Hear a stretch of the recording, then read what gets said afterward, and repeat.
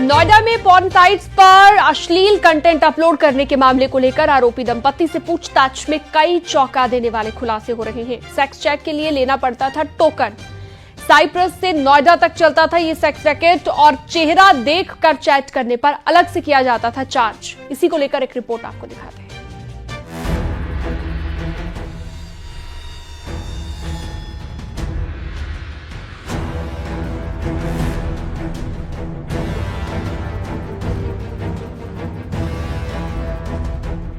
नोएडा में porn sites पर अश्लील कंटेंट अपलोड करने के मामले में एक के बाद एक कई खुलासे हो रहे हैं। जांच एजेंसी ने इस मामले में कई बड़े खुलासे किए हैं। अभी तक की जांच में पता चला है कि इस पूरे रैकेट को दंपति उज्जवल किशोर और नीलू श्रीवास्तव चला रहे थे, जो नोएडा के इसी फ्लैट में स्टूडियो बनाकर पॉर्न वीडियो शूट कराता था। सूत्रों की माने तो पोर्नोग्राफी का ये पूरा रैकेट टोकन पर आधारित था, यानी अगर आपको बताए गए साइट पर कुछ भी देखना हो तो उसके लिए पहले टोकन खरीदना होगा। इन पोर्नोग्राफी साइट्स पर अलग अलग कैटेगरी में वीडियो और लाइव चैट का ऑप्शन दिया गया था। सूत्रों के अनुसार जांच में पता चला है कि इस साइट पर जो भी विजिट करता था उससे हर एक चीज के लिए अलग से पैसे चार्ज किए जाते थे। मसलन अगर किसी को 1 मिनट का वीडियो देखना है तो उसके लिए अलग चार्ज था। किसी को अगर अलग एज ग्रुप के वीडियो को देखना होता था तो उनसे अलग से पैसे चार्ज किए जाते थे। जांच में पता चला कि अगर लाइव चैट के दौरान आपको सामने वाली लड़की का चेहरा देखना है तो इसके लिए भी अलग से चार्ज किए जाते थे। यानी इस साइट पर हर सेगमेंट और हर कैटेगरी के वीडियो और चैट्स के लिए रेट लिस्ट अलग अलग थी। लेकिन आरोपी दंपति उज्जवल किशोर और नीलू श्रीवास्तव एडवर्टाइजिंग रिसर्च और पब्लिक ओपिनियन के नाम पर फंडिंग लेते थे। ये कंपनी जिससे ये जुड़ी हुई थी टेक्नीशियस कंपनी, ये एक हैमस्टर और साथ ही स्नैपचैट स्विपचैट कंपनी के लिए पॉर्न कंटेंट दिया करती थी। इसमें सब कैटेगरीज भी थी, यानी फुल फेस, हाफ फेस और न्यूड कैटेगरी, जो कि कस्टमर जितने पैसे देता था उस हिसाब से एक्ट करती थी मॉडल। और बताया जा रहा है कि ये पैसे का बंटवारे का भी एक रेशियो सेट किया गया था। दंपति यानी उज्जवल और जो उनकी पत्नी थी नीलू, उनके लिए 75% और 25% वो मॉडल रखती थी। लिहाजा अब इस पूरे प्रकरण में इंटरनेशनल कनेक्शन भी खंगाला जा रहा है। एक सवाल ये भी है कि ये रैकेट आखिर कैसे काम करता था। दरअसल ये syndicate social media platform Facebook के जरिए काम कर रहा था। सूत्रों की माने तो आरोपी ने फेसबुक पर एक पेज बनाया था जिसमें लड़कियों को मॉडलिंग के ऑफर और मोटी सैलरी का लालच दिया जाता था। दिल्ली एनसीआर की कई लड़कियों ने इस पेज के जरिए आरोपियों से संपर्क किया था। जब वे नोएडा के फ्लैट पर ऑडिशन के लिए पहुंची तो आरोपी महिला ने उनको पॉर्न रैकेट का हिस्सा बनने का प्रस्ताव दिया था। आरोपी लड़कियों को 1 से 2 लाख रुपए महीने कमाने का लालच देते थे। कई लड़कियां पैसे के लालच में आकर इस रैकेट का हिस्सा बन भी गयी। अफ्रीकी देशों के साथ साथ जो और अन्य देश हैं वहां से कनेक्शन मिला है। और बताया जा रहा है कि ऑनलाइन माध्यम से जो महिलाएं हैं, जो मॉडल्स हैं, उनको अप्रोच किया जाता था, उनको बुलाया जाता था और बाद में 1 से 2 लाख रुपए प्रति महीने का लालच दिया जाता था और लालच के बाद उनको पोर्नोग्राफी शूट कराई जाती थी। इस गंदे धंधे के तार कई देशों तक फैले होने की बात भी सामने आ रही है। फिलहाल अभी इसकी जांच जारी है।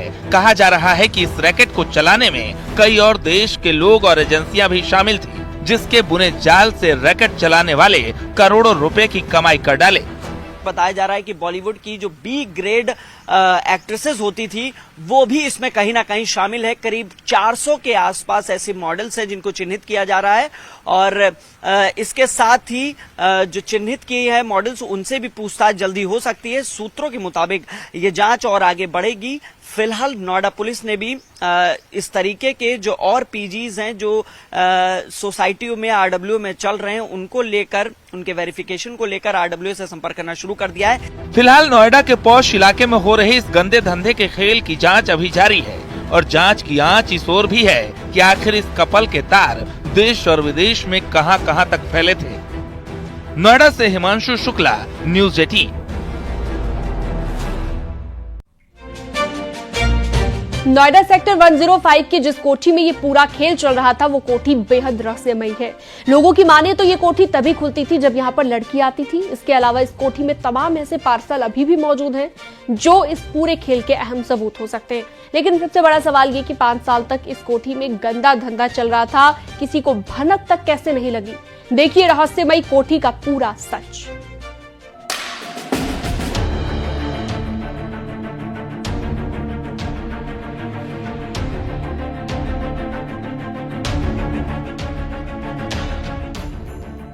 नोएडा सेक्टर 105 कोठी नंबर C234।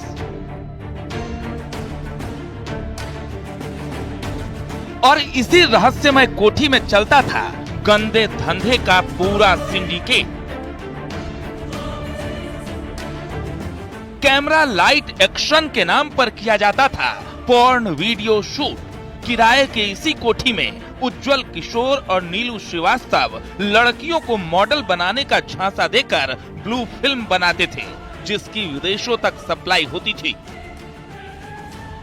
यही वो मकान है जहां पर ईडी ने रेड की थी और उस दौरान दंपति को गिरफ्तार किया था और सूत्रों के मुताबिक के 3 मॉडल्स मौके से हिरासत में ली गई थी और उनसे भी बयान दर्ज कराए गए हैं। और आपको बता दें कि जानकारी मिली है कि ये कोठी करीब 250 मीटर की है। जो अलॉटमेंट है एक चिकित्सक की ये कोठी है और साथ ही इसमें बेसमेंट है, ग्राउंड फ्लोर है, फर्स्ट फ्लोर है। और बताया जा रहा है कि बेसमेंट में ही पूरा सेटअप किया गया था जहां पे ये शूटिंग की जाती थी। इस घिनौने खेल के पीछे कई राज हैं, लेकिन सबसे बड़ा रहस्य है ये कोठी जिसका नंबर है C234। लोगों की माने तो गेट तभी खुलता था जब लड़कियां इस कोठी के बाहर आती थी। लोगों को शक जरूर था, लेकिन लाइट और कैमरा देखकर लोग ये नहीं समझ पा रहे थे कि इस कोठी में लड़कियों के आने का राज क्या है। लोगों को लगता था कि कोठी के अंदर किसी तरह का वीडियो और फोटो शूट हो रहा है, लेकिन जब इस कोठी का पर्दाफाश हुआ तो सब हैरान रह गए। ये पूरा जो मुख्य गेट है इस पर ताला जड़ा हुआ है। साथ ही सुरक्षा के लिहाज से आप देखेंगे तो यहाँ पर सीसीटीवी इंस्टॉल किए गए हैं और जो कि 3 सीसीटीवी तो दिखाई दे रहे हैं। इस पूरे घर के प्रेमाइसेस में 3 सीसीटीवी कैमरे लगाए गए हैं जिससे संभवतः नजर रखी जाती होगी। इसके अलावा सब डिजी वेंचर प्राइवेट लिमिटेड जिसमें ये दंपति काम करते थे, उज्जवल किशोर और नीलू श्रीवास्तव, ये उनकी गाड़ी है और आज ये गाड़ी उसी फर्म के नाम रजिस्टर्ड है। लिहाजा ये गाड़ी भी एक अहम सबूत के तौर पर देखी जा रही है और ऐसा संभवतः माना जा रहा है कि मॉडल्स को लाने और ले जाने का काम भी इसी से होता था। ये रहस्यमय कोठी जिस इलाके में है वो एक पॉश इलाका है। यहाँ तक कि कई बड़े अधिकारियों के घर भी आसपास हैं। सबसे बड़ी बात ये कि सेक्टर 108 पुलिस कमिश्नरेट से ये सेक्टर लगा हुआ है। इसके बावजूद भी पिछले 5 सालों से चल रहे इस गंदे धंधे का किसी को भनक तक नहीं लगी। न पुलिस पकड़ पाई, न लोकल इंटेलिजेंस सुराग जुटा पाई। जब ईडी ने छापा मारा तो इस कोठी का पूरा सच सामने आ गया। RW अभिलेखों में इनका कोई भी हमारे यहाँ कोई रिकॉर्ड उपलब्ध नहीं है। इन्होंने किसे किराए पे दिया हुआ था, नहीं दिया हुआ था, इसका कोई रिकॉर्ड उपलब्ध नहीं है। दूसरा ये कि ये संभव है कि हो सकता है डॉक्टर साहब के ये बिजनेस पार्टनर हों, चला रहे हों भाई साहब जी। और दुर्भाग्यपूर्ण बात तो ये है कि पुलिस कमिश्नरेट से लगता हुआ सेक्टर है, इंटेलिजेंस ब्यूरो भी यहाँ फेल हो चुकी है। वो तो ईडी ने रेड मार दी जब ये हम सबकी जानकारी में आ भी पाया, वरना ये तो टोटली पुलिस का फेलियर है। कमिश्नरेट से लगता हुआ सेक्टर है और पुलिस कहाँ सोई हुई थी। काली करतूतों और ब्लू फिल्म की स्टूडियो वाली इस कोठी से जुड़े कई सबूत अभी पार्सल में भी बंद हैं। ऐसा ही एक पार्सल लेकर पहुंचा कुरियर वाला सचिन। ये पार्सल नीलू नाम से पास के ही सेक्टर 104 हाजीपुर से इस कोठी पर पहुंचा था। सबसे पहले आपको वो तमाम पार्सल दिखाते हैं। यहाँ पे पार्सल की संख्या करीब 4 से 5 है, 1 2 3 4 5 और एक पार्सल अभी सामने आया है। ये शिवम है, ये पार्सल लेके आए नोएडा के सेक्टर 104 हाजीपुर से। शिवम, ये पार्सल कहाँ से आया है और किसके नाम पे, कुछ बता पाएंगे आप? सर ये नील नाम से है और सेक्टर 104 से हाजीपुर से आया हुआ है। ये कंपनी मीशो है। नहीं, ये डिलीवर जिसको करना है उस व्यक्ति का क्या नाम है? नील नाम है। नील जी। और इससे पहले भी आप आए हैं कभी पार्सल लेके? हाँ सर, कभी आते रहते हैं बराबर। अभी 1 हफ्ते पहले एक पार्सल दे के गया हूँ नील नाम से। इस रहस्यमय कोठी के अभी कई राज हैं जो खुलने बाकी हैं। फिलहाल पुलिस जांच में जुटी है, लेकिन ये घटना पूरे देश में चर्चा का विषय बनी हुई है। नोएडा से हिमांशु शुक्ला।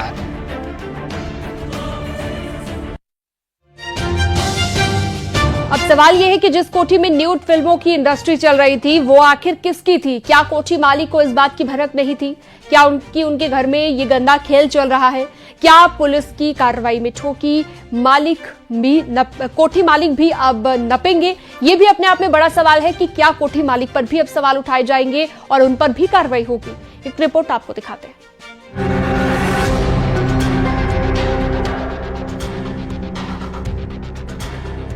ईडी की कार्रवाई के बाद नोएडा पुलिस में कई तरह की चर्चाएं हैं। सबसे बड़ी चर्चा इस C-234 कोठी को लेकर है, जिसमें न्यूड फिल्में बनाई जा रही थी।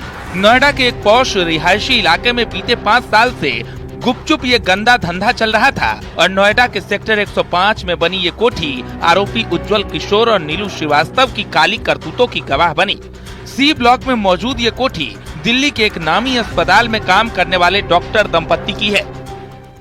एक चिकित्सक की ये कोठी है और साथ ही इसमें बेसमेंट है, ग्राउंड फ्लोर है, फर्स्ट फ्लोर है और बताया जा रहा है कि बेसमेंट में ही पूरा सेटअप किया गया था जहां पे ये शूटिंग की जाती थी।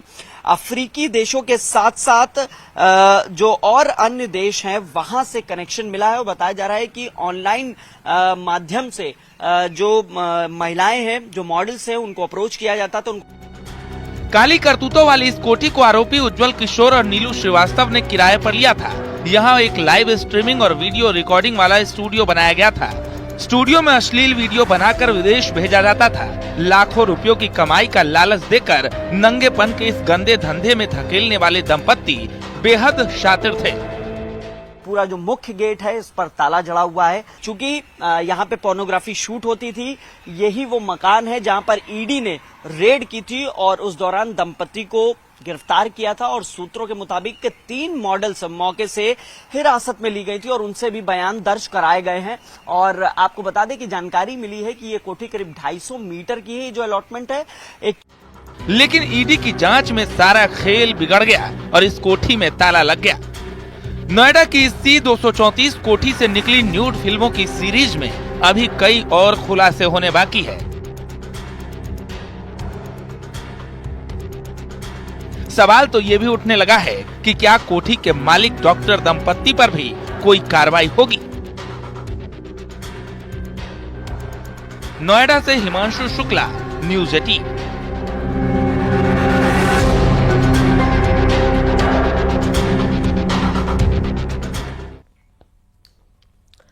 नोएडा के सेक्टर 126 इलाके में आज एक बड़ा हादसा हो गया। सेक्टर 94 में बन रखे M3M प्रोजेक्ट के पास एक लैम्बोर्गिनी कार ने 2 मजदूरों को टक्कर मार दी। जिस वक्त यह हादसा हुआ उस वक्त गाड़ी 120 किलोमीटर पर आवर की रफ्तार में थी। स्पीड बहुत ज्यादा थी।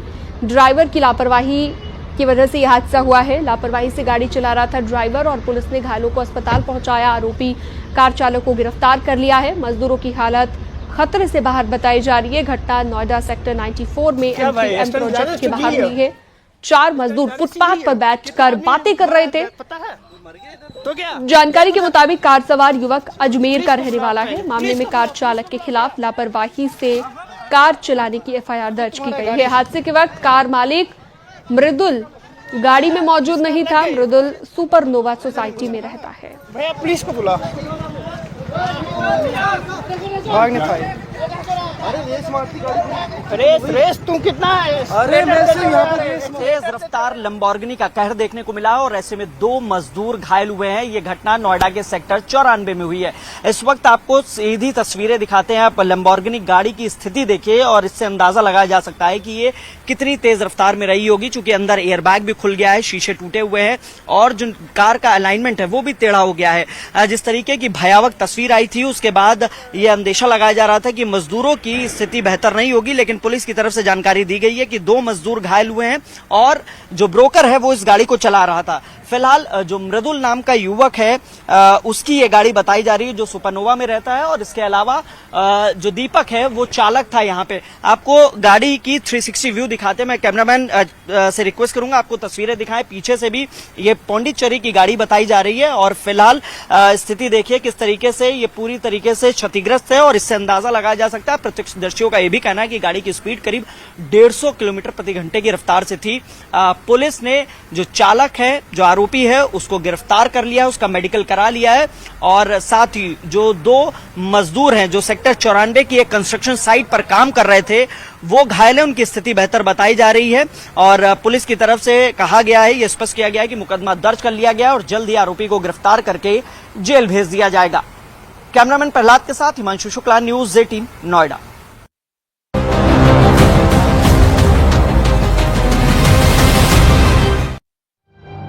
यूपी का इनामी बदमाश झारखंड में ढेर हो गया। यूपी एसटीएफ और झारखंड पुलिस की कार्रवाई में 2.5 लाख का इनामी बदमाश मुठभेड़ में मारा गया। अनुज कन्नौजिया मुख्तार गैंग का शार्प शूटर था। उस पर मऊ समेत दूसरे जिलों में कुल 23 मामले दर्ज थे। एक समय ऐसा भी था जब अनुज के खिलाफ खौफ के चलते लोगों ने अपनी दुकानों पर मोबाइल नंबर लिखना ही बंद कर दिया था।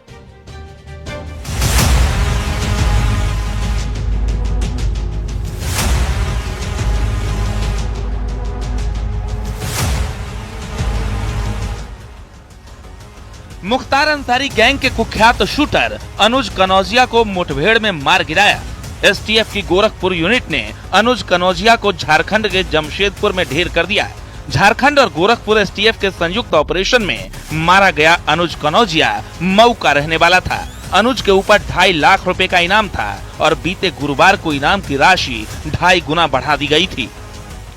जो मुठभेड़ हुई है उसमें की यूपी एसटीएफ और झारखंड पुलिस की एटीएस की टीम संयुक्त रूप से शामिल थी, जिसमें गिरफ्तारी के लिए टीम आई हुई थी और उसके द्वारा जब छापेमारी की गई तो अनुज कनौजिया नाम का जो कुख्यात अपराध कर्मी है उसके द्वारा फायरिंग की गई, और उस फायरिंग के जवाब में जब जवाबी कार्रवाई की गई उसे भी गोली लगी और उसमें उसकी मृत्यु हो गई।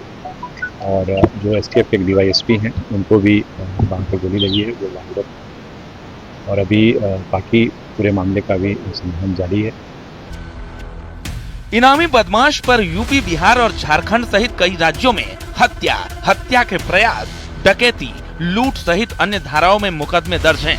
मऊ के अलग अलग थानों में गंभीर धाराओं में अनुज पर करीब 23 केस दर्ज हैं। कोतवाली थाने में सबसे ज्यादा 6 केस दर्ज हैं। 3 केस गाजीपुर जिले के दुल्लापुर थाने में भी दर्ज है।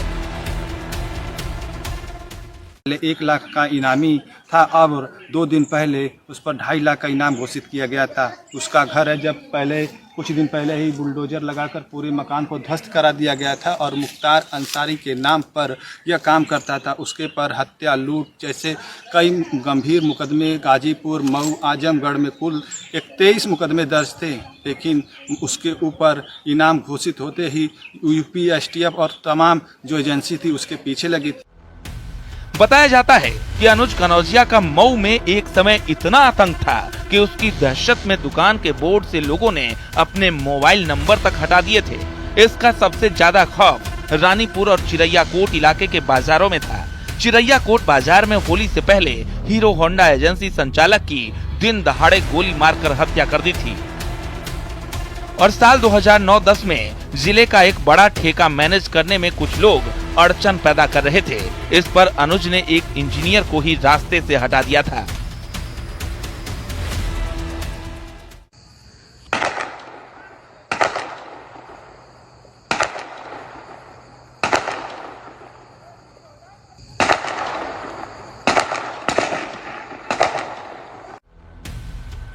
साल 2016 तक अनुज कनौजिया गोरखपुर जेल में रहा। इसके बाद मेरठ भेज दिया, जहां से उसकी बेल हो गई। साल 2019 में मऊ के तरम्बा एराकला गांव में फिर एक शख्स की हत्या हुई, जिसमें मुख्तार अंसारी के साथ ही अनुज समेत 11 लोगों पर केस दर्ज हुआ। तभी से अनुज कनौजिया फरार चल रहा था। फिलहाल तो अनुज को उसके साले ने पनाह दी थी। घर में उसने अपना ऑफिस भी बना रखा था। सर बम भी चलाया था, उधर से बम भी चलाया था, बम फटी भी थी क्या? उस समय तो हमें पता नहीं चलता। आवाज कितने राउंड गोली चली हुई है? गोली तो करीब बुला सर बुला रहे हैं। एक मिनट सर, 25 सर बुला रहे हैं। अकेले थे अनुज कनौजिया अकेले थे या और भी उसके साथ ही था?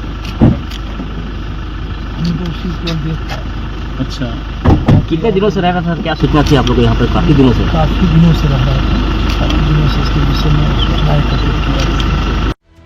माफिया मुख्तार गैंग के खिलाफ तरवा थाने में गैंगस्टर एक्ट के तहत केस भी दर्ज कराया गया था, जिसमें अनुज कनौजिया ही फरार था। वो कोर्ट में पेश नहीं हो रहा था। इस पर गैंगस्टर कोर्ट ने उसके खिलाफ कुर्की का आदेश जारी किया था और कोर्ट के निर्देश पर 21 सितंबर 2021 को कुर्की की कार्रवाई भी हुई थी। Bureau report, news 18।